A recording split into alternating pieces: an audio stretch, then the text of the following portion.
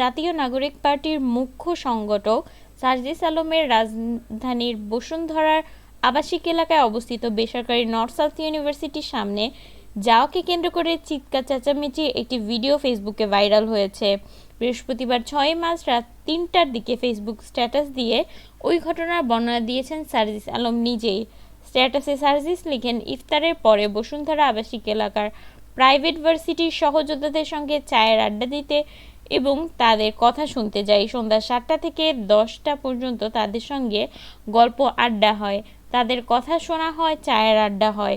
NSU, IUB, AIUB, UIU এই ৪টি private বিশ্ববিদ্যালয়ের সহযোদ্ধাদের সঙ্গে আড্ডা দিয়েও এনএসইউর সামনে দিয়ে হেঁটে আসছিলাম। আমার সঙ্গে ১৫-২০ জন প্রাইভেটের সহযোদ্ধা ছিলেন। এনএসইউর গেটের সামনে দেখি ১০ থেকে ১২ জন ঢাবি সিন্ডিকেট নিয়ে স্লোগান দিচ্ছে। এর মধ্যে আমি এগিয়ে যাই তাদের কথা শুনতে, কিন্তু তারা ইচ্ছাকৃতভাবে আমার সঙ্গে থাকা প্রাইভেটের শিক্ষার্থী গালিগালাজ করতে থাকে। ওদের ১০ থেকে ১২ জনের মধ্যে ১ থেকে ২ জন স্টুডেন্ট মনে হলেও বাকিদের দেখে ভাড়া করা টোকাই দুষ্কৃতিকারী মনে হচ্ছিল।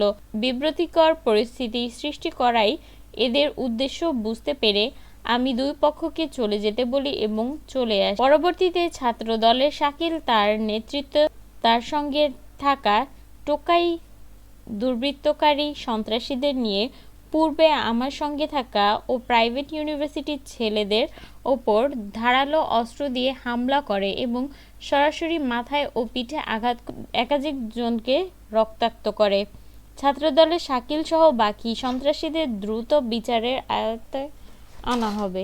একটা ছেলে আমাকে এখানে বাড়ি দেয় এবং কামড় দেয়, এরপরে আমি অনুভব করি পিছন থেকে জোরে আমাকে কেউ একটা বাড়ি মারছে এবং বিএনপির হাইকমান্ড মিস্টার তারেক রহমান সাহেবকে আমি আহ্বান জানাবো যে আপনার দলের নাম বেচে যদি কেউ এগুলো করে আপনার দলের নাম ক্ষুণ্ণ হবে। বাংলাদেশ জাতীয়তাবাদী দল তারেক রহমান ভাইয়ের আপনার দৃষ্টি আকর্ষণ করছি, আপনাদের দলের ছেলেপেলের কাছ থেকে আমরা হুমকির শিকার হচ্ছি, আমাদের প্রত্যেকটা ভাই ব্রাদার হুমকির শিকার হচ্ছে।